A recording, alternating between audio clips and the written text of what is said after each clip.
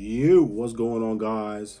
Today I'm going to be talking about Montenegro, the coastline in southern part of Montenegro, and why you should visit in the winter. Why winter? Because it's a lot warmer than you think. It's a lot more cheaper, and you're going to avoid all the crowds. So this is why winter is the best time to visit.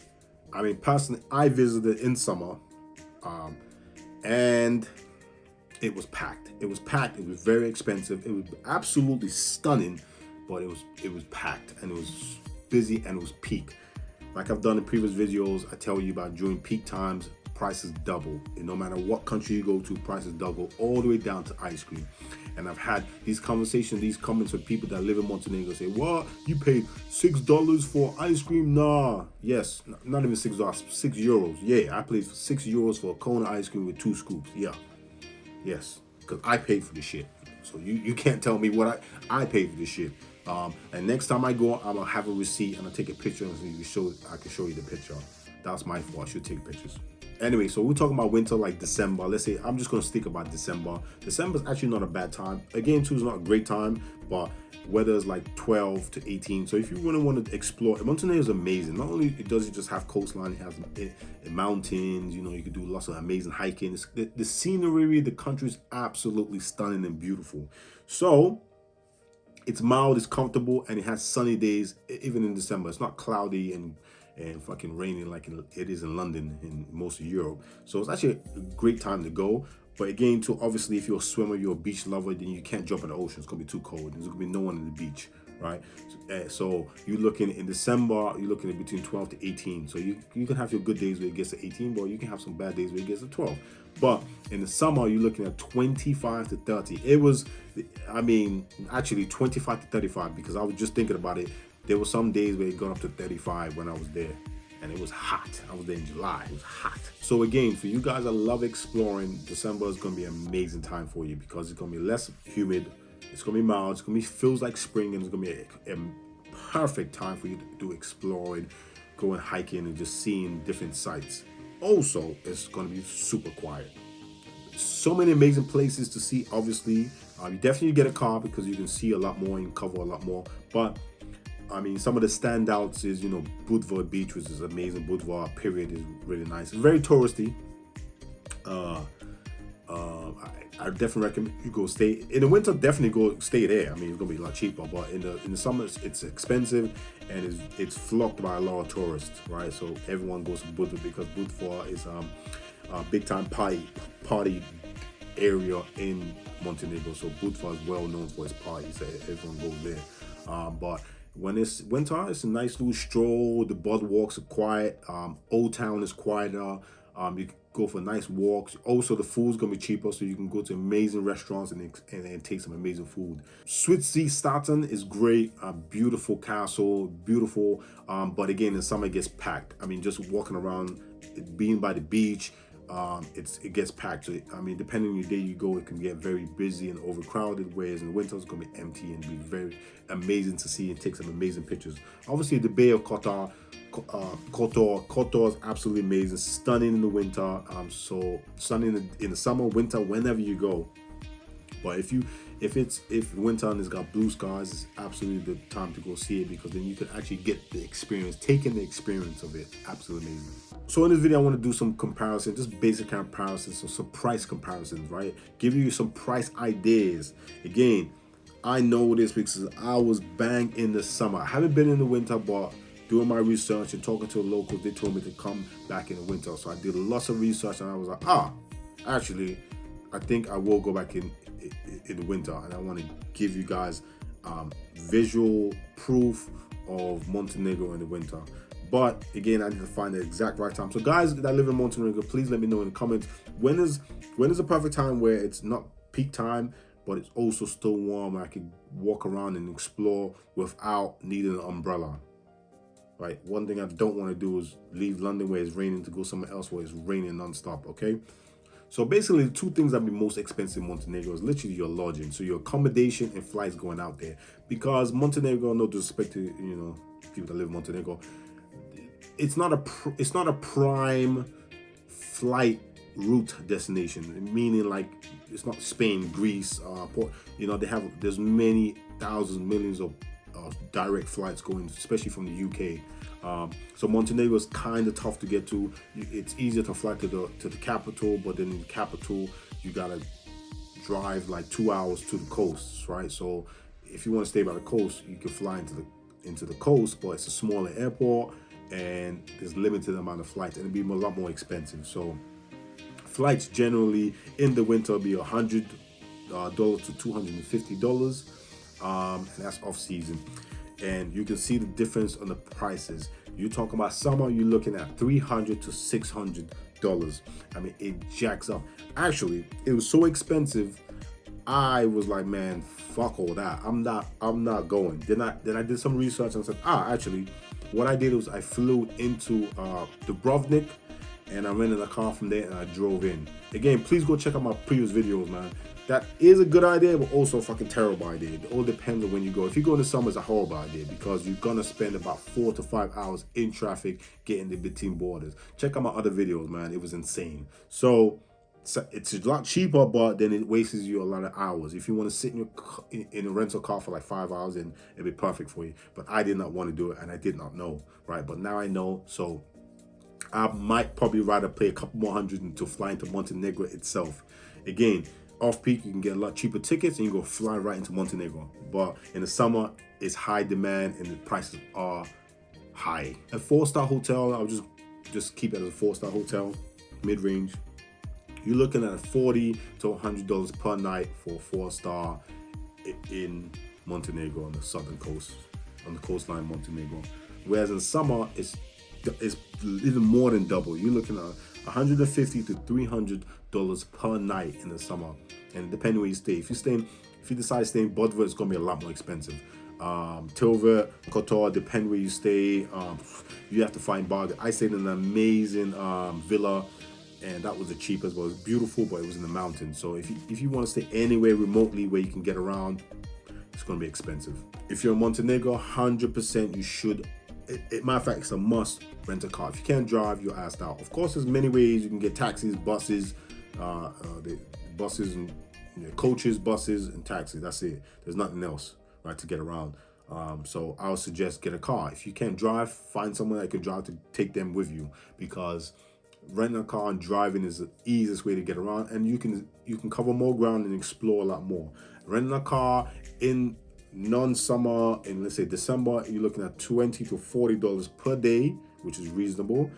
Then in the summer, you're looking at $50 to $100, which is doubled again, right? So think about you get a decent car, you paying $80 or $100 per day. You're there for 2 weeks. That's a lot of money, right?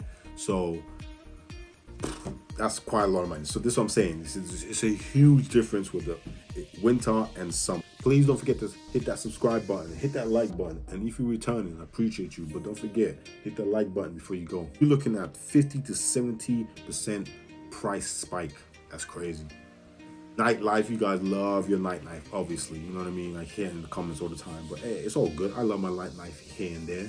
But number one spot in all of Montenegro is obviously Budva. Everyone goes there. There's renowned clubs. It's clubs open all year round. It's low key, but it's super lively. There's all kinds of clubs. A lot more younger people go to Budva again. So if you if you're not a young age, I'm talking about young people. I'm talking about 15-year-olds and 60-year-olds and shit. So if you're 25, I'm young, but you're gonna be partying with 16-year-olds in Budva. So you gotta be just you know what I mean. Just be aware, you know what I mean? But Budva is absolutely the party place. So if you want some amazing nightlife, base yourself in Budva. Kotor's got nightlife, but it's more chill. It's more local bars. It's more my speeds, more wine bars, cozy wine bars, boutique, speakeasies and shit, and local pubs and stuff like that. So Kotor's my speed. I love Kotor. And Kotor, sorry. And Podgorica, the capital, you got lots of clubs. And it's actually really buzzing. I mean, I went one night and it was dope. My friend lives in Podgorica, and it's dope. It's dope. But it's just away from the coastline. It's like 2 hours away, and it's a crazy drive. So going there and coming back every weekend is a bit of a mission. So anyway, if you want nightlife, Budva, just base yourself in Budva. Actually, it'd be two differences. So in the winter, pretty much you can stay anywhere. Prices are gonna be about the same. It's gonna be off peak, so people are gonna be inviting you to try and stay at the place, so they'll give you bargains. So realistically, you can stay anywhere. I would recommend Kotor because you're kind of in the middle, so it's easy to go left or right on the coastline and explore either way. So I would say Kotor or Budva, but in the summer, definitely Kotor. Tova is very expensive. Budva will be expensive as well. Hussij Novik is good as well, but that'll be pretty expensive. And summer is gonna be all expensive. I think the cheapest bet you're gonna get is a little bit outskirts of Kotor and outskirts of Budva in the summer. But if you want to go somewhere that's not completely dried and everything's closed, then Budva is gonna be a place. It's still a nice vibe in December. You'd be surprised. December is a vibe, so go check it out. So you go into Montenegro. We all know Montenegro to be a beautiful country, but more of a summer destination. So you're like, man, I'm not going in the winter because there's nothing to do. Actually, there's lots to do in the winter. You can still, like you do hiking, go see some amazing sights. It's a seaside country, so lots of shit on the seaside. Beautiful views, coastline, and you could just stop up and go to cafes, bars. Things are still open. People still gotta make a living. So there's gonna be less things open. Not everything's gonna be open. Some of the smaller places might be closed, but again, too, generally you're just gonna find things open, right? And if they open, go support them, and you can just drive along the sea coast and just absolutely beautiful, and just check out different things, you know. Get your coffees with a view, drinks with a view, food with a view. You can go hiking to St. John's Fortress in Kotor. Amazing, dope, right? It'd be even better in the winter because it'd be like, be a nice little vibe. And it'd be a lot quieter. You're not gonna have those huge, massive hiking groups. Boat tour, I actually was gonna do a boat tour, but it was super expensive. Two, it was a long ass wait time because we missed the time. They were like, oh, you gotta come back tomorrow. Long. Right? In the winter, you could do all the boat tours you want for cheaper price, and it's gonna be it's like you're renting your own private boat. So actually, that would be the best time to do boat tours.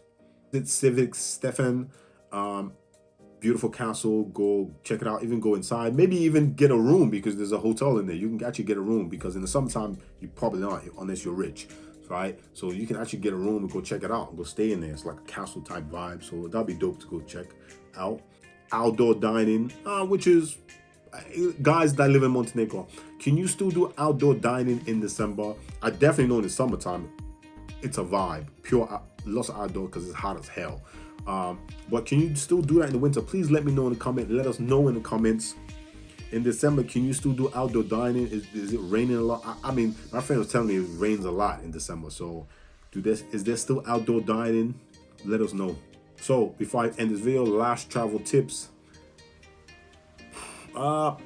Pack light layers, but pack a jacket. You need a jacket because it's still coldish. It's not as cold as Europe. It's not a minus this, minus that. It's still fun, but definitely take a hoodie just in case of rain. But definitely a jumper, hoodies. But in the daytime is nice. You can get away with something like this or like a long sleeve. That'll be dope. So just pack. Rent a car, 100% rent a car. This is the one thing I said in previous videos, and I'm saying again: rent a car. Cheapest way, best way to explore Montenegro, guys. Even though be careful driving out there. They drive like crazy people. The roads are very small as well, so it's hard to navigate. So be careful with that, but still driving is the best option. And take advantage of waterfront hotels. So like it's a beautiful coastline, so you can just pick and choose in the winter. If you want to go to a really beautiful fancy hotel, great time to do it in the winter because there's gonna be deals, it's gonna be discounted, it's not gonna be super peaked prices. So wintertime would be a great time to go and check out all these beautiful waterfront hotels. And in the south, in the coastal part, because it's a high tourist area. Montenegro is a very high tourist country now. It's a lot more known, a lot more people going there now. So a lot of locals speak English. I'm not saying everybody, but it's wide. English is widely speaking, guys. So don't think, oh my God, if I go in the winter, there's gonna be no one speaking English. There'll be no foreigners. No man, there's gonna be foreigners traveling there all the time. Matter of fact, a lot of people are starting to travel there in the winter now because it's just a better and cheaper experience. So don't worry about English not being spoke. A lot of people speak English, and a lot of people are very welcoming, and hospitality is really good. It's not great, but it's really good depending where you are. Also, maybe because it was hot as hell, so the hospitality wasn't great, but hey, it is what it is. But Montenegro, all in all, amazing country. I definitely will go back, but again, too, I'm not gonna go the same time I went. I'm gonna try a different time. I want to try more ending of the summer or beginning of the summer. I'm not going in the banging of the summer. I'm definitely not doing that again for Montenegro. No, for sure. I hope you found this video helpful, and if you did, hit that subscribe button and support the damn channel. But anyway, now. I hope you found this helpful, and these tips that I recommend helpful, because it's gonna help you navigate, and it's also, most importantly, is to not put you off and go, Montenegro's only a summer destination. It's an amazing summer destination, no doubt, but I think it'd be just as good a winter destination. So do not overlook it, and actually consider it, because again, your money's going to go a longer way. It's going to be cheaper, less crowded, and it's going to be a better experience actually. So don't sleep on Montenegro in the winter. Till next time, peace.